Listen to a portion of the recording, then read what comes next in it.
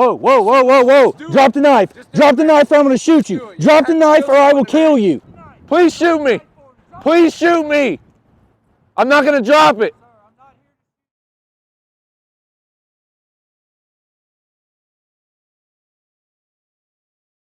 One, we need to understand that when you're interacting with a criminal element, there's a percentage of those individuals that are not going to cooperate in your de-escalation efforts.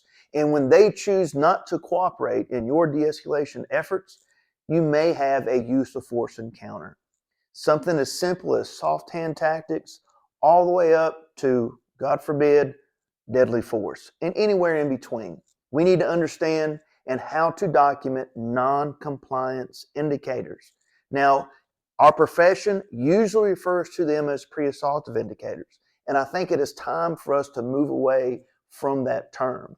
We don't have to do away with it, but we do need to understand that a percentage of the individuals that we might be interacting with may have some type of mental health issue, may or may not have criminal intent. And if we can utilize non-compliance indicators as a key way to explain what we're looking for is compliance. However, our verbal and nonverbal cues that we are witnessing is actually non-compliance indicators.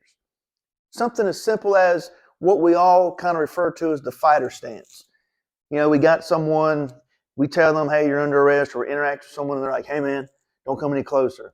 A lot of officers want to say, well, that's a pre-assaultive indicator. And it may very well be. I'm not saying that it's not. But think about this. You're telling someone they're under arrest. You've given commands for them to get to the ground. Maybe you're just telling them to put their hands up where you can, above their head, whatever it may be. Really what we're witnessing when they go into this stance is non-compliance, because it's non-compliance within the context of you giving the command to either put their hands behind their back, get on the ground, or maybe to keep their hands up where you can see them, whatever that interaction may be.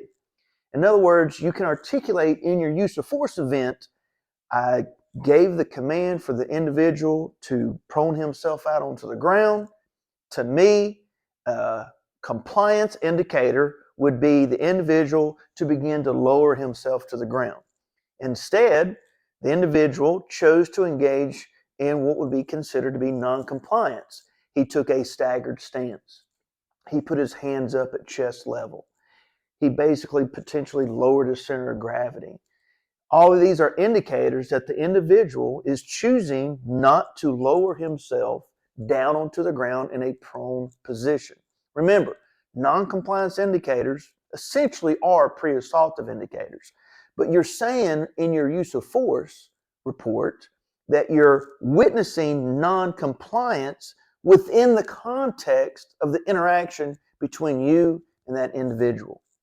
Non-compliance indicators is just another way that we can take our profession to a higher level. So if you decide to write a use of force report, I would articulate non-compliance indicators. Be safe.